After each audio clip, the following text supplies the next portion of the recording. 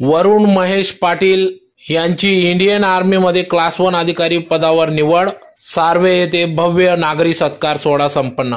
आज दिनांक 15 मार्च 2025 रोजी सायंकाळी 5 वाजता शिंदखेडा तालुक्यातील सार्वे येथील श्री महेश कुमार शामराव ईशी एसटी महामंडळ जळगाव यांचे ज्येष्ठ सुपुत्र वरुण महेश पाटील हे ऑल इंडिया रँक 7 मध्ये लेफ्टनंट या पदावर निवड झाली। त्यामुळे त्यांचा संपूर्ण सार्वे गावाच्या वतीने भव्य असा नागरी सत्कार करण्यात आला। या कार्यक्रमाप्रसंगी या ठिकाणी पणन व राजशिष्टाचार मंत्री तथा आमदार जयकुमार रावल यांच्या वतीने या ठिकाणी दूरध्वनीवरून त्यांना शुभेच्छा देण्यात आल्या। त्याचबरोबर या ठिकाणी शिक्षण व आरोग्य सभापती जिल्हा परिषद पंकज कदम, उद्योजक बाबडे लखनशेठ रुपनर यांच्या प्रमुख उपस्थितीत सदर या ठिकाणी कार्यक्रम पार पडला। तर या कार्यक्रमाप्रसंगी या ठिकाणी वरुण महेश पाटील यांच्या आजी श्रीमती अक्कासो लीलाबाई शामराव पाटील, वडील महेश शामराव पाटील ईशी, सौ विद्याताई महेश पाटील, काका सुभाष शामराव ईशी, काकू सौ वैशाली सुभाष ईशी, अलिशा सुभाष ईशी, साहिल सुभाष पाटील, त्याचबरोबर धुळे शहर पीआय दीपक पाटील यांच्या प्रमुख उपस्थितीत सदर या ठिकाणी भव्य सत्कार कार्यक्रम पार पडला। तर संपूर्ण सार्वे गावातून वरुण पाटील इंडियन आर्मी क्लास 1 अधिकारी यांची भव्य अशी मिरवणूक काढून घराघरात औक्षण करून त्यांचं भव्य असं या ठिकाणी सत्कार करण्यात आला, स्वागत करण्यात आले। डीजेच्या तालावर नाचत गाजत भव्य अशी मिरवणूक काढण्यात आली। यावेळेस अनेक विविध पक्ष संघटना पदाधिकाऱ्यांच्या वतीने त्यांच्या पुढील भावी वाटचालीस शुभेच्छा देण्यात आल्या व याच प्रकारे सार्वे येथील तरुणांनी देखील वरुण पाटील यांच्याच प्रमाणे या ठिकाणी तरुणांनी विविध एमपीएससी यूपीएससी परीक्षा इतर परीक्षांमध्ये सहभाग नोंदवून अशाच प्रकारे मोठमोठे अधिकारी व्हावेत अशा आशा या ठिकाणी पदाधिकाऱ्यांनी व्यक्त केल्या। तर कार्यक्रमाप्रसंगी शिवाजी पाटील, माजी सरपंच वावद, लखनशेठ रुपनर, निशांत महेश पाटील, माजी सरपंच मंगलदास पाटील, विकास पाटील, दोंडाच्या बाजार समिती उपसभापती आरजी खैरनार, नारायण शेठ पाटील, दत्तू पाटील, पोलीस पाटील विवेक सोनवणे, राजेंद्र संभाजी पोलीस पाटील, भाऊराव पाटील, मनोहर कोडी, भालेराव पाटील, शांताराम पाटील, नागराज पाटील, भटूशेठ पाटील, साहेबराव पाटील, वैशाली पाटील, आलिशा पाटील, साहिल पाटील, सुभाष पाटील, संदीप पाटील आदी सर्वच पदाधिकारी या ठिकाणी उपस्थित होते। तर या कार्यक्रमाचे सूत्रसंचालन आरजी खैरनार सर यांनी केले, तर आभार माजी सरपंच मंगलदास बापू यांनी मानले। तर अतिशय उत्साहात सदर वरुण पाटील यांचा भव्य असा सत्कार या ठिकाणी करण्यात आला। तर येत्या काळात तरुणांनी देखील याच प्रकारे आपल्या विविध परीक्षेतून यूपीएससी एमपीएससी यासह विविध रँक मध्ये सहभाग नोंदवून मोठमोठ्या अधिकारी व्हावेत व तरुणांना लागेल ते मार्गदर्शन मी करेल असा विश्वास या ठिकाणी वरुण पाटील इंडियन आर्मी क्लास 1 अधिकारी यांनी या ठिकाणी सत्काराला उत्तर देत सांगितले। तर अनेक मान्यवरांनी या ठिकाणी मनोगत व्यक्त केले व अतिशय उत्साहात या ठिकाणी वरुण पाटील यांचा भव्य असा सत्कार या ठिकाणी करण्यात आला।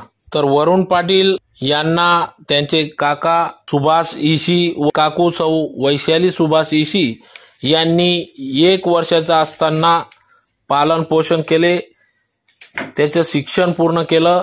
आपल्या मुलाप्रमाणेच त्याला या ठिकाणी शिक्षणासह त्याचं पालन पोषण केले व आज थेट वरुण पाटील हा इंडियन आर्मीमध्ये क्लास 1 अधिकारी म्हणून निवड झाल्यानंतर या ठिकाणी वरुण पाटील यांनी आई वडिलांप्रमाणेच काका काकूंनी त्याचे पालन पोषण केल्याने त्यांचे आभार व्यक्त केले।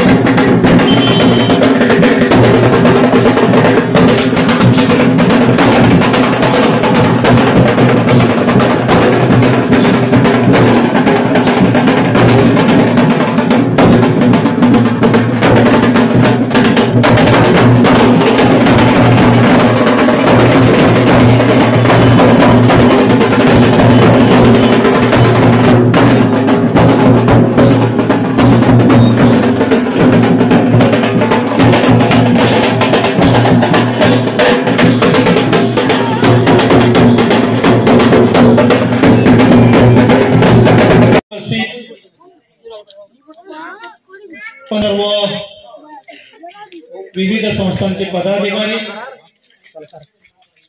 त्याचप्रमाणे ज्याचा आपल्या शिंदखेडा पोलीस स्टेशनचे PI दीपक पाटील आणि ज्यांच्यामुळे हा सन्मान होतोय असे सर्व माझे सार्वे गावाचे गावकरी बंधू आणि भगिनी, ज्या वेळेला एखादा माणूस ग्रामीण भागामधून चांगल्या मोठ्या पदावरती जातो आणि पदावरती जाताना जेवढा अभिमान या कुटुंबाला असतो तेवढाच अभिमान गावाला आणि पंचक्रोशीला असतो. मी खरं या सार्वे गावामध्ये जो इशी परिवार आहे, या इशी परिवाराचं बंधुप्रेम जर बघितलं असेल, आता ग्रामीण भागामध्ये तसं पाहिलं तर संयुक्त कुटुंब राहिलेलं नाही, केंद्र कुटुंब राहिलेलं आहे. आणि ज्याचा सन्मान आपल्याला करायचा आहे असा वरुणचे जे पप्पा आहेत महेश, हा महेश 1996 ला माझा विद्यार्थी आहे आणि त्याने त्यावेळेला समाजशास्त्र विषय स्पेशल घेतला होता. आणि समाजशास्त्र स्पेशल घेतल्यानंतर त्याच्यामध्ये कुटुंबाची अवस्था काय असावी ही त्याच्यापासून त्याच्या दोघं भावांपासून शिकण्यासारखे आहे. पोटच्या मुलाला एवढं शिकवणार नाही एवढे काका काकूंनी त्याला शिकवलं आणि त्याच्यातून घडवलं सुद्धा. कारण एक गोष्ट ही लक्षात घेतली पाहिजे, आपण ग्रामीण भागामध्ये बघत असतो की स्वतःच्या मुलाला देखील आज शिकवताना आई वडिलांना जीवावरती येते. ते 10वी-12वी नंतर सांगतात आपल्या परिसरामध्ये MIDC आहे, बाहेरून कॉलेज कर आणि ते MIDC मध्ये काहीतरी 200-300 रुपयाने कामाला जा, आम्हाला हातभार लागेल. परंतु या परिवाराचं खरंच कौतुक करण्यासारखं आहे आणि हा परिवार कौतुक करण्याला पात्र सुद्धा आहे.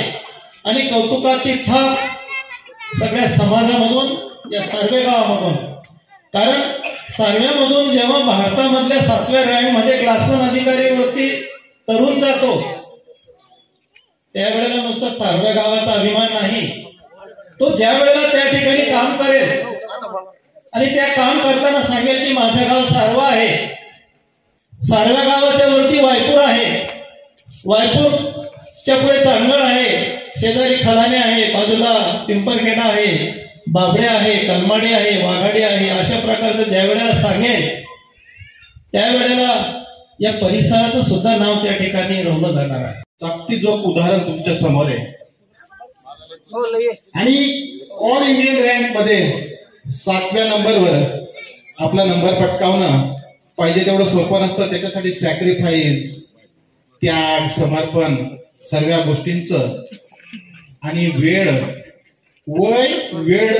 आणि परिस्थिती या तिघांचा ताळमेळ जेव्हा बसतो ना तेव्हा वरुण सारखा तरुण या भवसागरातून तरुण जातो. त्याचं जागतिक उदाहरण म्हणजे वरुण.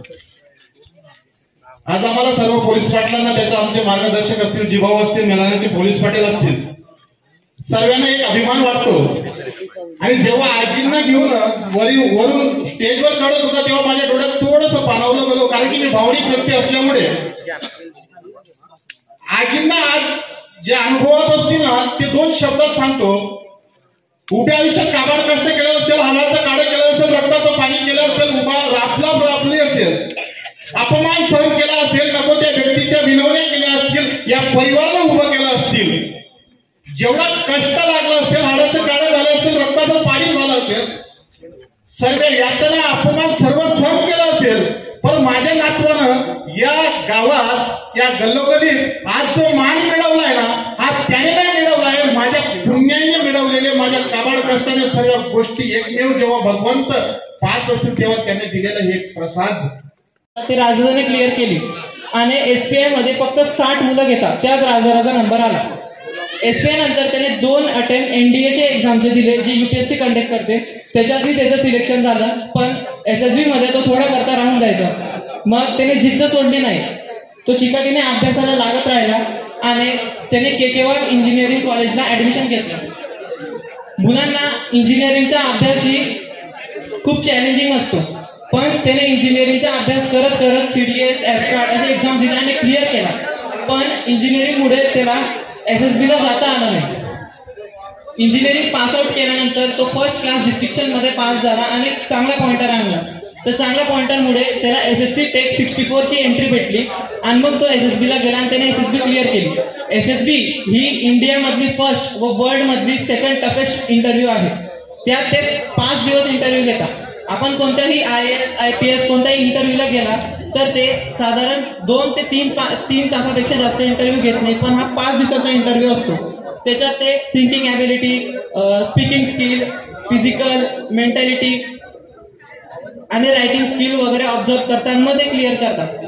SSB मध्ये फर्स्ट डे स्क्रीनिंग असतो. त्यातही खूप सारे मुलं म्हणजे अर्ध्यापेक्षा जास्त मुलं रिजेक्ट होऊन जातात. पण राजदादा त्याच्यात सिलेक्ट झाला.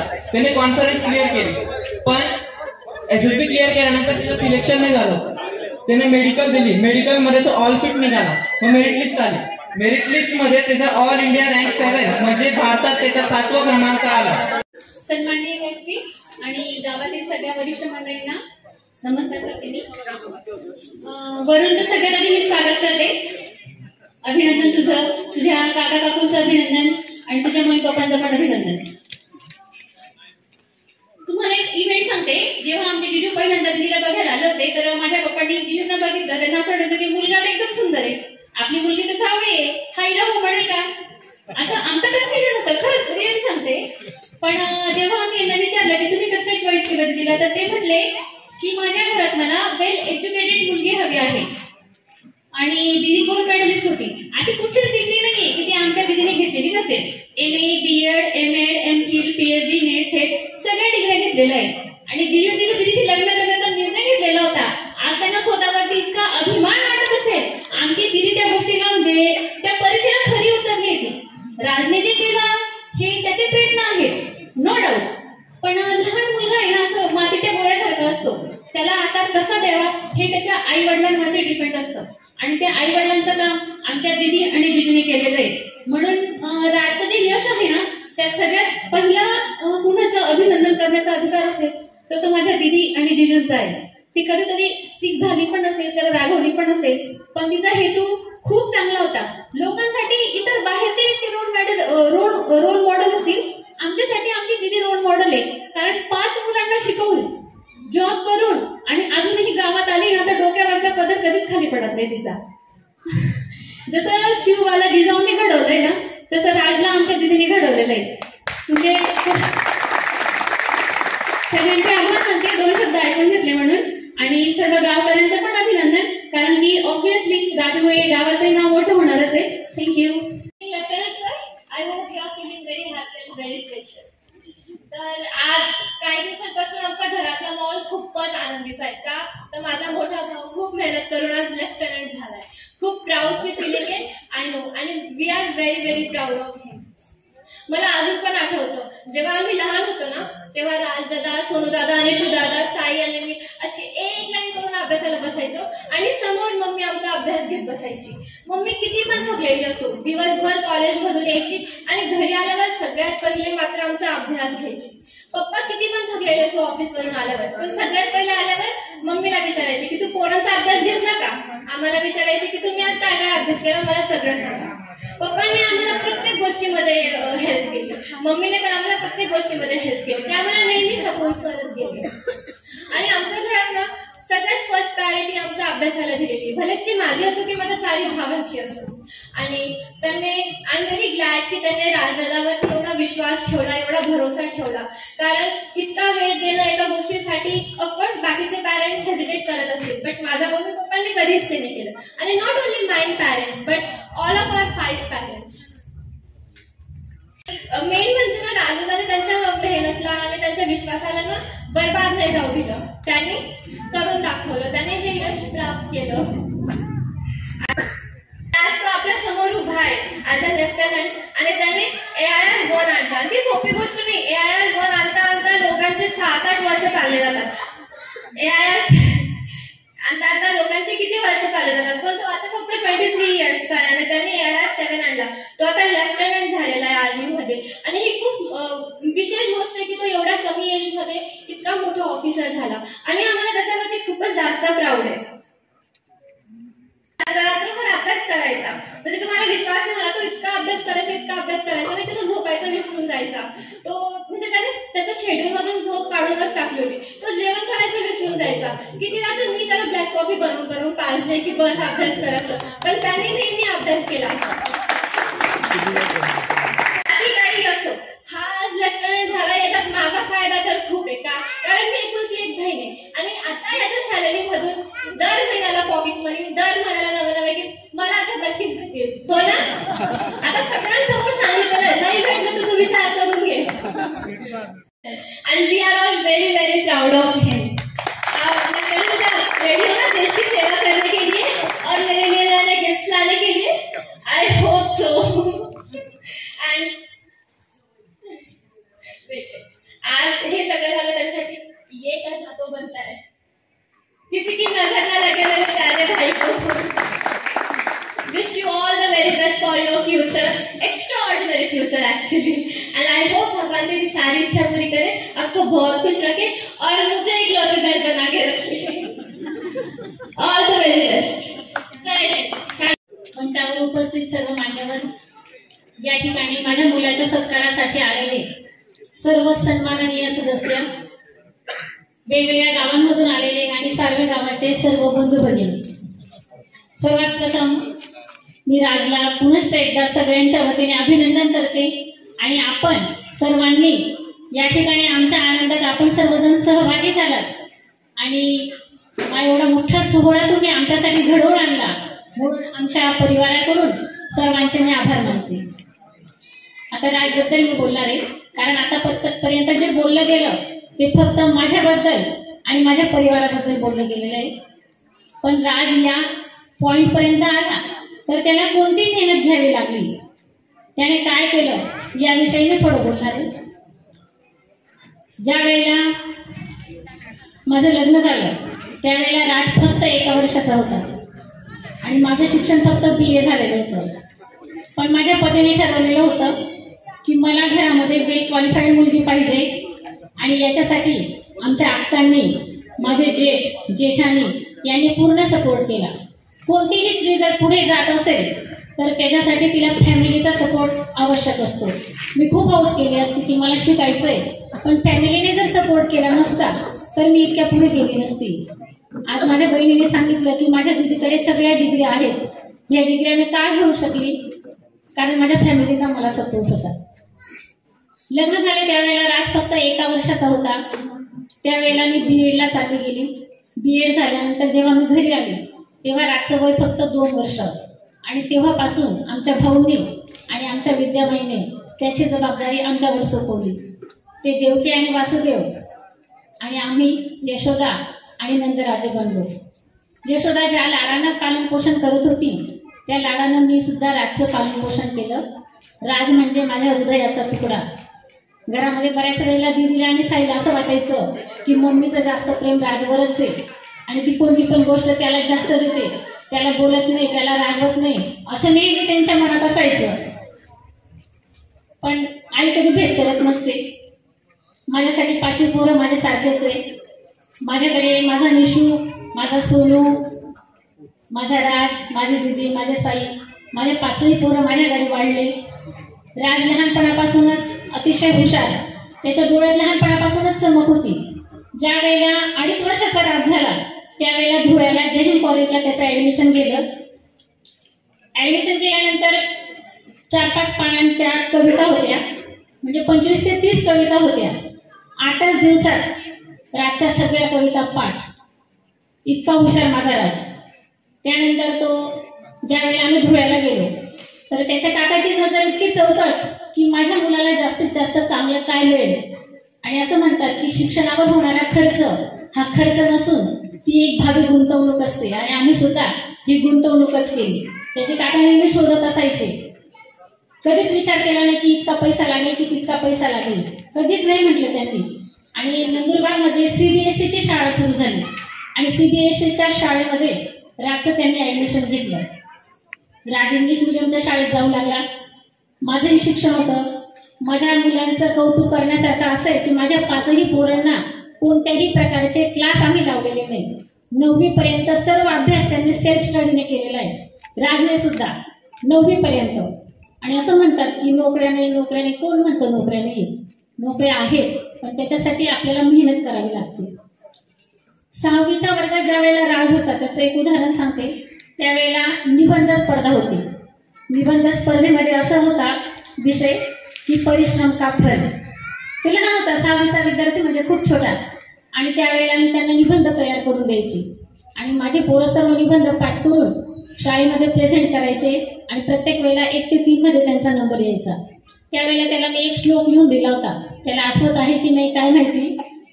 भगवद्गीतेतला श्लोक होता, कर्मण्येवाधिकारस्ते मा फलेषु कदाचन. त्याला मी लिहून दिलं की कर्म करत जा, फळाची अपेक्षा करू नका, असं भगवान श्रीकृष्णाने सांगितलेलं आहे. मी मराठीत लिहून द्यायची आणि माझ्या मुला इंग्लिशमध्ये हिंदीमध्ये ट्रान्सफर करून ते निबंध लिहायचे किंवा पोएट्री असेल तर पोएट्री कॉम्पिटिशनमध्ये ते भाग घ्यायचे. आणि ते त्याने तेव्हाच डोक्यात बसवलं, कर्म करत जा, फळाची अपेक्षा करू नका. पाठोपाठ येत होतं. लहानपणापासूनच शाळेमध्ये नेहमी 1 ते 5 नंबरमध्ये तो येत असायचा.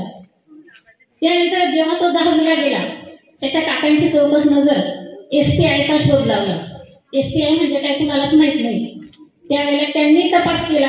SPI ही अशी एक संस्था आहे, साईने सांगितलं, तर ती जी संस्था आहे ती शासनाची संस्था आहे. आणि या शासनाच्या संस्थेमध्ये लाखो विद्यार्थी ऍडमिशन घेण्यासाठी तयार असतात, परंतु त्यांना ऍडमिशन मिळत नाही. आणि त्या 60 मध्ये माझ्या राजचं सिलेक्शन झालं आणि त्यात 1 ते 14 नंबरमध्ये त्याचा नंबर होता. आणि SPIला गेल्यापासून तर त्याच्यामध्ये वेगळेच बदल घडायला लागले. ज्यावेळेला आम्ही तिथं भेटायला जायचो, मम्मी पप्पा तर मला वाटतं क्वचित एखाद्या वेळेसच भेटायला आली असतील. नेहमी त्याच्या काकांनी आम्ही भेटायला जायचो. तर तिथले सुद्धा सगळे लोक म्हणायचे की राज काका काकूचा जास्त लाडका दिसतो असं. आणि तो खरंच आमचा खरंच लाडका आहे. आणि SPIला गेल्यानंतर मग जे मिलिटरीचं ट्रेनिंग असतं ते तिथून त्याला मिळत गेलं. तो अभ्यास करत गेला. SPI झाल्यानंतर त्याने खूप प्रयत्न केले. NDAची परीक्षा पास झाला. 11वी 12वीचा विद्यार्थी UPSC क्रॅक करतो, तो पण नंदुरबार सारख्या शहरात शिकून. ही काही सोपी गोष्ट नाहीये. त्याच्यासाठी त्याला खूप श्रम घ्यावे लागले. विद्यार्थी टॉर्चर करतात शाळेमध्ये, ते वेगळं असतं. पण या सगळ्या कसोटीतून तो खरा उतरला. SPIला NDA पास झाल्यानंतर ज्या वेळेला इंटरव्ह्यूला गेला त्यावेळेला त्याचं तेव्हा सिलेक्शन झालं नाही. तेव्हा आम्हाला एकच भीती असायची आम्हाला दोघांना की आमचा मुलगा डिप्रेशनमध्ये नको जायला. कारण आपण बघतो 10वी 12वीला जर विद्यार्थ्यांना कमी मार्क्स पडले तर ते आत्महत्येकडे प्रवृत्त होतात किंवा वाईट विचार करतात. म्हणून आमच्या मनात हीच भीती असायची की आमचा मुलगा डिप्रेशनमध्ये नको जायला. मी त्याला तेच सांगायचे, राज टेन्शन अजिबात घेऊ नको, सर सलामत तो पगडी 50. तू जर व्यवस्थित असला तर तुला भरपूर काही संधी मिळतील. आणि तोच विचार त्याने केला. त्यानंतर त्याचं इंजिनिअरिंगला ऍडमिशन घेतलं नाशिकला केकेवा कॉलेजला. तिथेही त्याने चांगलं नावलौकिक मिळवला. तिथे 4 वर्षांना फर्स्ट क्लास विथ डिस्टिंक्शन मध्येच तो यायचा. ऍपकॅट सारखी एक्झाम त्याने त्यावेळेला सुद्धा क्लिअर केली. पण माझा राज काकांच्या शब्दाच्या विरुद्ध कधीच गेला नाही. ज्या वेळेला तो ऍपकॅट पास झाला त्यावेळेला एअरफोर्सच्या नोकरीसाठी त्याचं सिलेक्शन झालेलं होतं. पण काका सांगत होते की तू आधी ही इंजिनिअरिंगची डिग्री पूर्ण कर. आणि त्याने काकांचं ऐकलं, ती डिग्री पूर्ण केली. आणि त्यानंतर प्रत्येक वेळेला जेव्हा जायचा त्यावेळेला तो सांगायचा की आंटी असं झालं तसं झालं, ह्या वेळेला छान इंटरव्ह्यू झालेला आहे, असं वाटतंय होऊन जाईल असं. आमच्याही होप्स होऊन जायच्या की आता काही ना काही होईलच असं. पण नकार यायचं तर आम्ही थोडं नाराज होऊन जायचो. पण आम्ही त्याला कधी दाखवलं नाही. त्याला आम्ही सपोर्ट करत राहिलो की तू अजिबात घाबरू नको, तुला यश मिळेल. आणि ज्या वेळेला आता त्याचं सिलेक्शन झालं त्यावेळेला सुद्धा त्याने सांगितलं की सगळं तर चांगलं झालेलं आहे, पण मी आता शेवटपर्यंत काहीच सांगू नाही शकत. कारण हा जो इंटरव्ह्यू असतो हा काही साधा इंटरव्ह्यू नसतो. कलेक्टरच्या इंटरव्ह्यूपेक्षा हार्ड इंटरव्ह्यू असतो. 5 दिवसाचा इंटरव्ह्यू असतो हा. आणि त्या 5 दिवसाच्या इंटरव्ह्यूमध्ये माझा राज खरा उतरला. त्याचं सिलेक्शन झालं आणि त्याचा सगळ्यात जास्त आनंद आम्हाला झाला. या गोष्टीमध्ये एक आणखी महत्वाची गोष्ट सांगते की आमच्या अक्कांचा आशीर्वाद आमच्या पाठीशी होता. घरामध्ये जर मोठे नाराज असतील तर घराची प्रगती तिथंच फुटून जाते.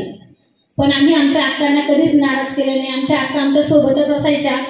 आमच्या पोरांनी सांगितलं की मम्मी अभ्यास घ्यायची. अक्काला काही अभ्यासाचं त्याच्यातलं माहीत नाही, पण ज्यावेळेला मी शाळेत असायची 3 वाजता मुलं यायची घरी, त्यावेळेला अक्का सांगायच्या की अभ्यास केला का. वेळ झाली तसं मी जास्त काही टाइम घेणार नाही तुमचा. माझ्याबद्दल तुम्हाला सर्वच काही माहिती पडलं असेल. एवढ्याच आम्ही स्पीच दिली, सगळं काही माहिती पडलं. मला सर्वात जास्त जर कोणाबद्दल बोलावं वाटेल तर माझ्या फॅमिलीबद्दल. मी सर्वांना एकच सांगतो की मला 2 आई आणि 2 वडील आहे. बरोबर, माझी आंटी माझ्याबद्दल बोलली, माझं मन भरून आलं, खूप जास्त भरून आलं की म्हणजे मी पहिल्यांदा ऐकतो माझ्याबद्दल एवढं सगळं काही. ते सगळे बोलत असतील मागून, पण माझ्या समोर कधी बोलले नाही आजपर्यंत. माझे काका, तुम्हाला सांगतो की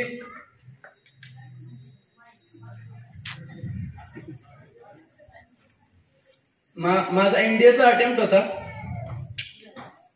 तेव्हा मी खूप आजारी होतो, खूप जास्त. आणि तेव्हा मला SSB ला जायचं होतं, म्हणजे माझी इंटरव्ह्यू होती, मी एक्झाम क्लिअर केलेली होती. माझ्या काकांनी माझ्या समोर कधीच दाखवलं नाही की किती प्रेम आहे त्यांचं माझ्यावर. पण तेव्हा मला कळालं, जेव्हा मला आंटीने सांगितलं की जेव्हा मला सोडायला आले होते ते काका म्हणत होते की तू जायचं नाही इंटरव्ह्यूला. मी म्हटलं मी एक्झाम क्लिअर केलेली, मला जायचंय. आणि त्यावेळी काकांचं नाही होतं शेवटपर्यंत, पण मी माझा हट्ट आणि काकांनी माझी प्रत्येक इच्छा पूर्ण केलेली आजपर्यंत, प्रत्येक इच्छा. तर तेव्हा त्यांनी सोडलं. प्लेननी गेलो मी बँगलोरला SSB ला. तर रिटर्न होताना काका मला स्वतः सोडायला आले होते एअरपोर्ट पर्यंत गाडीने. रिटर्न होताना काका एवढे रडत होते, घरी येऊन खूप रडले आंटीजवळ की पोराला मरणाच्या दारावर सोडून आलो, एवढा आजारी आणि कशाला पाठवलं मी याला. तर तेव्हा कळालं की काय प्रेम आहे त्यांचं माझ्यावर. आणि मी नेहमी एकच सांगतो, माझी एकच लाईन असते की मला 2 आई आणि 2 वडील आहे. आणि हे सगळ्यांच्या नशिबात नसतं. आज 10 मधून कोणताही एकच पोरगा भेटेल, 100 मधून एकच पोरगा भेटेल जो म्हणेल की माझा काका चांगला आहे, माझी आंटी चांगली आहे. कारण की मी प्रत्येक कोणत्याही मुलाला विचारलं आणि माझी जर गोष्ट सांगितली ते म्हणता बाई खरंच सॅल्यूट आहे तुला, का बरं की तुझे काका काकू एवढं करताय.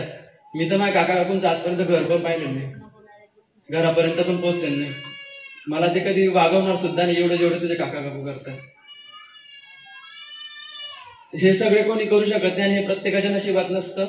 मी काहीतरी पुण्य केलं असेल म्हणून मला असे काका काकू भेटले, असे आई वडील भेटले ज्यांनी मला या लेवल पर्यंत आणलेलं आहे.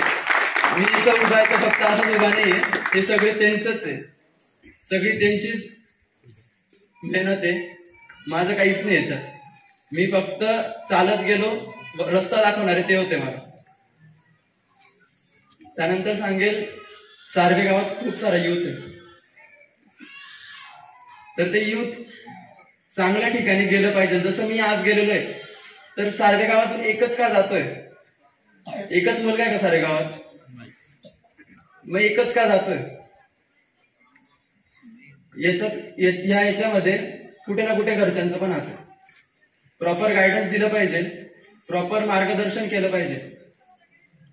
आणि हे युथ जे इथं बसलेले जे ऐकताय, यांनी पण स्वतःचा काहीतरी टार्गेट फिक्स केला पाहिजे. जर तुमच्यासमोर तुमचा टार्गेटच नसेल तर तुम्ही चालणार कसं काय? जर एक रोड मॅप नसेल, जर एक पाथ नसेल तुमच्यासमोर, तर चालणार कसं काय? तुम्ही भटकणार आहे, दिशा भटकणार आहे, बरोबर की नाही? तर ती दिशा भटकायला नको म्हणून आत्तापासून तुम्ही तुमचा रोड मॅप सेट करा, तुमचा टार्गेट सेट करा, तुमचा एम सेट करा. जेव्हा हे सगळं होईल ना, तेव्हा सार्वे गावातून एक नाही अशा 10 रॅल्या निघतील. आणि ते सगळं आपल्याच अभिमानात, म्हणजे आपल्यासाठीच अभिमानात राहील. त्यानंतर बोलेल की मला इथं उभं केलं, बोलण्याचा चान्स दिला, एवढी रॅली आणली, खूप खूप छान वाटलं, मला खूप छान वाटलं. कारण की असं कधी झालं नव्हतं. आणि आय होप पुढे अजून होईल, अजून काहीतरी अचिव्हमेंट्स आणणार आहे मी. आपले सगळे ज्यांनी माझा तेवढा कार्यक्रम ठेवला, सर्वांना धन्यवाद, खूप खूप धन्यवाद सर्वांचं. तुम्ही इथं आले, माझ्या कार्यक्रमात तुम्ही सहभागी झाले, खूप खूप धन्यवाद. थँक्यू.